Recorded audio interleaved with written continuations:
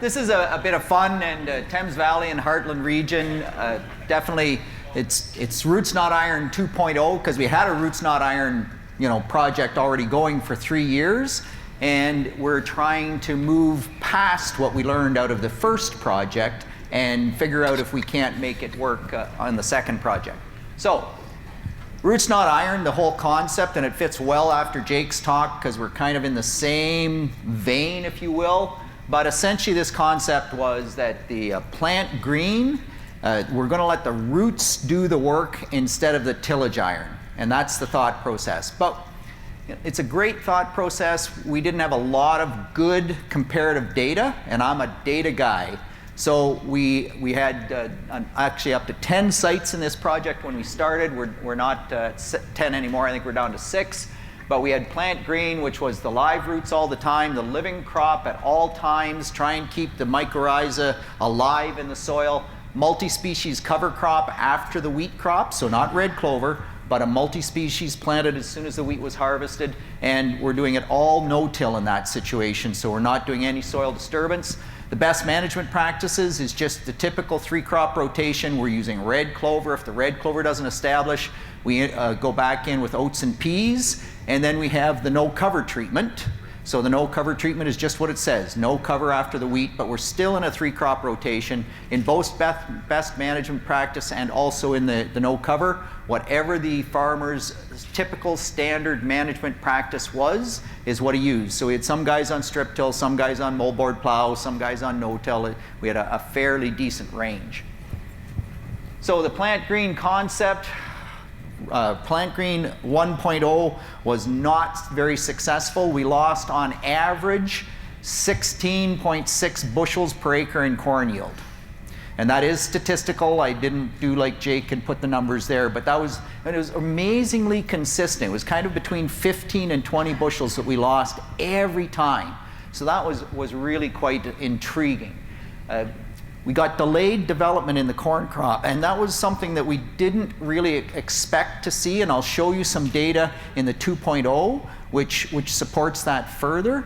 But it was really intriguing that you would plant green, the plants would come up the same time, and the ones in the best management practices where we killed it in the fall, or the oats died over winter, or the no cover, they would be a full leaf stage ahead of the plants that emerged in the plant green on the same day. So they all came up the same time, but in the plant green, they were delayed in development. And you just go, wow, that is bizarre. Why does that happen?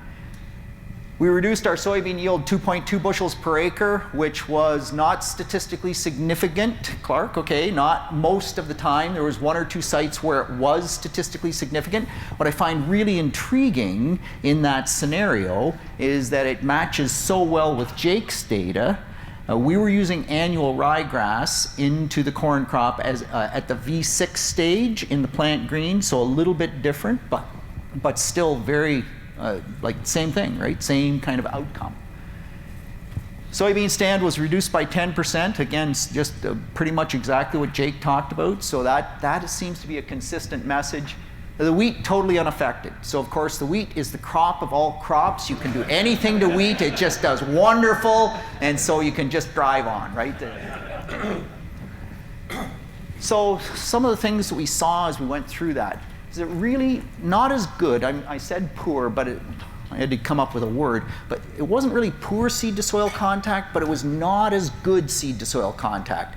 And the one thing that we really learned in that plant green concept, particularly with annual ryegrass, is when you have an annual ryegrass root mass and you slice through it to drop seed into that root mass, it is just a brute to push that soil back together. Those roots hang on to that soil, and you can try as you will to get them to close back up is really tough. So we had poor seed to soil contact. We had poor slot closure. Again, that's the root mass thing.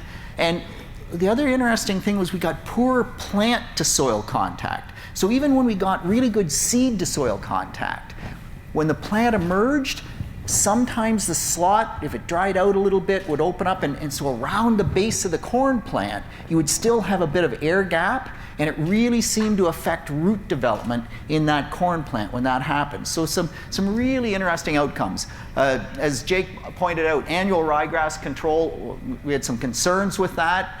We had some misses with that. I now, I'm the proud consultant where we let some annual ryegrass go to seed. We now have annual ryegrass as a weed problem in winter wheat like crazy. And it's a brute, right? It's a real brute. So from that standpoint, we weren't very happy. And the other thing that this was research, so we wanted to make sure we had a good stand in our multi-species cover crops. So we had a high seeding rate. We didn't care about the cost. We just said we want a good stand. So that maybe wasn't 100% where we should have driven. So what did we do different on Roots Not Iron 2.0? Well, we switched the cereal rye in post-harvest after the corn crop as opposed to annual ryegrass at the V6 stage. So we took out the problem with controlling the annual ryegrass and went more to Jake's kind of thought process. We also switched out the annual ryegrass in the multi-species mix because I'm simply not creating a weed problem in the province of Ontario. I've done enough of that already, so we're going to switch that out. And so it was cereal rye as well. We reduced the multi-species seeding rate, and we started to look at seeds per square foot instead of just pounds per acre, which is again the kind of where that thought process has evolved to over the last few years. And we moved to spring strip till ahead of corn. So we're trying to find ways to get away from that root or that seed to soil contact and seed to plant contact. And we're looking at earlier kill. So instead of planting green necessarily, maybe we should be killing it 2 weeks prior and planting into stuff that isn't quite as green as it was before. But these are just some of the things we're looking at. The other thing we really need to look at, and we've done a little bit of this, but there's lots of different planter closing wheels. Jake showed you the cast iron ones. There's a lot of different closing wheels. We had one planter that did have one different setup. It didn't seem to help at all, but there's some room for equipment trial and error here to try and drive this thing a little bit further forward. What do we have in the way of data? So there's our wheat data. You can clearly see that nothing matters with wheat. No cover, best managed practice, roots not iron. By the way, all of these fields are set up as three replicate field scale trials. So they're randomized, all that good stuff. And I hope you can see that at the back, but that does just kind of show you the difference in the growth between the multi-species mix. This is this past October 5th at Bornholm versus our red clover. This is a nice stand of red clover, but not really aggressive growth for whatever reason, but still a decent stand. And then this is what it looked like on November the 8th. So we left the multi-species mix. We didn't kill it this past fall. We'll spring strip till through that. Anyway, but we did kill the red clover, and you can see actually there's 4 replications at Bornholm. And that's a little bit what it looked like. So the cereal rye coming through nicely, lots of oilseed radish, 8-way mix, and yet not everything comes. It's just really intriguing how every year something different kind of comes out of that. So cover crop biomass, we are measuring that, and so you can see that with the cover crop biomass. So really intriguing that in 2017, with that September 1st seeding date, we had just the best catch of oats you ever saw in your life, and so that's pretty good biomass number, 1.7 tons of dry matter per acre, and was actually better than the roots not iron biomass. And then Bornholm and Lucan this year just not nearly as decent, but still this time the roots not iron doing better than the oat cover crop or the red cover crop as you saw in that data. But we're looking at that. I'm not sure what it matters. It's just kind of we need to take biomass measurements, so we are. This is no, it's full stop. What does it mean? So what? I get less or more biomass. At the end of the day, like how do you measure whether it does anything to soil health or like it's really, really tough. This is Lucan. This is my farm where the corn, one of the corn, or actually the only corn site we ended up with this year because we had some issues with our other 2 corn sites through the growing season. you can see that's the rye, the cereal rye that was left. That's all that remains in the spring after the multi-species mix. It was an 8-way multi-species mix, and that's what we got left with. We were actually pretty happy with that. We didn't want a whole lot of biomass, so that's looking pretty good. You can really see here that you know, everything else has been killed, and it's a totally different environment. And the strip till is not showing up very well, but we have strip tilled through that. And so when you look, the other thing that we do is at planting time, Shane goes out with his phone. He likes this. This one works way better than biomass measurements. So there's this little app you can put on your phone called Canopio from Oklahoma State. And you just take a picture with your phone, and then it translates that into percent greenness.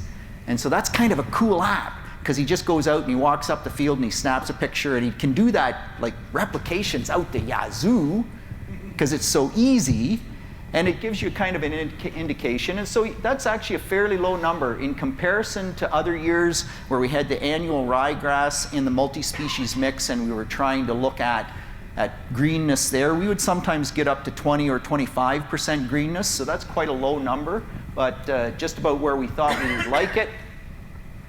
And then the other thing we do in these trials, because it's one of those opportunities, so we do the flag test. And you're aware of the flag test, where you flag them every day when they come up. And that's been really kind of instructional, because we do the flag test on every treatment. We do it on the roots not iron, like the plant green. We do it on the best management. We do it on the bare ground. And it's kind of given us some really interesting data. So I have a few slides of what that looks like. This is in the plant green after the corn was coming up and the rye crop had been sprayed off and dying. These are just pictures that kind of show there's a late emerger there, and you can clearly see that we have at least 2 growth stages between. You'd wonder why that was a late emerger. There's no real rye biomass there, but we certainly see that. It's just part of the deal. And again, the exact same thing in that situation, where when we get into the best management practices, we still get the odd late emerger, but you can kind of see that that one's been beat up by something. The coleoptile is all screwed up, and it's just different. So what did we learn in terms of all this information? It's really quite intriguing. So even though, and this is astounding to me, so we really, you'll see the yield data in a minute, strip till through that rye cover crop, what was left of the rye cover crop, really gained us in yield. So we're to the point where we have no statistical difference. And yet you look at this and you say, wow, so what happened that on day 1 in my roots not iron, we actually had the most plants up, but when we look at the total plant count, we're still losing about that 2,000 plants per acre. So that was really intriguing, and why that happened, we're not 100% sure. And then you look at development, and the same thing happens with development as always happened. So day 1 emergence, 8 leaf tips, 7 in the roots not iron, the plant green, and all the way through that follows through. So we're about a full leaf stage behind in development. And yet we had better seed to soil contact. We thought we had overcome all those things, but it looks like that green effect is still delaying the development of that corn crop. So really kind of cool stuff. The yield data though, the yield data is, you know, no statistical difference. We got a little bit caught in terms of this fall, because it was too wet to drill the rye after the corn came off. So we went out there on November 30th and broadcast. This is what it looks like on January the 8th. That's where the rye kind of fell on black soil. Gosh, when we got it, there's rye there. You can see it's on top of the corn. Is it actually, it's germinated. Will it make a stand? That's a little bit up in the air. We're not 100% sure how that'll work. And then this is the soybeans. And so you can see there's our annual ryegrass, because remember, we switched from roots not iron 1.0 to roots not iron 2.0, so we're still in annual ryegrass, but that is a very thin stand of annual ryegrass, hardly anything there. You wouldn't have expected much damage, and dang, when we look at it, we're right back to the same kind of situation. We're losing that about 10% in stand, and we're still losing somewhere Actually, the Dungannon site you got to take out because there was a bit of an issue there. But when we look at Lucan, we're still losing about that 2 bushels per acre. So it's a really intriguing scenario that even with those thinner stands, we're still having that yield loss issue. Peter, what's the nitrogen rate at seeding? And when you move into spring strip tillage, will there be fertilizer applied with the strip tillage? And will strip tillage be across all 3 treatments? Yeah, so strip tillage will be across all 3 treatments unless the farmer's standard is the moldboard plow, in which case we'll have strip till in the roots not iron and moldboard plow everywhere else. But I think most of it is going to end up being just strip tillage. There will not be fertilizer applied with the strip tiller, but there is fertilizer capability on the planters. So we're putting a 2x2 band down with the planter, and in many cases we're also putting on at least 30, if not 50 pounds of nitrogen with the planter as well as 28% banded on the other side of the seed. So it depends a little bit on each grower's setup, but you know, early nitrogen is typically looked after, and a starter fertilizer is also typically looked after.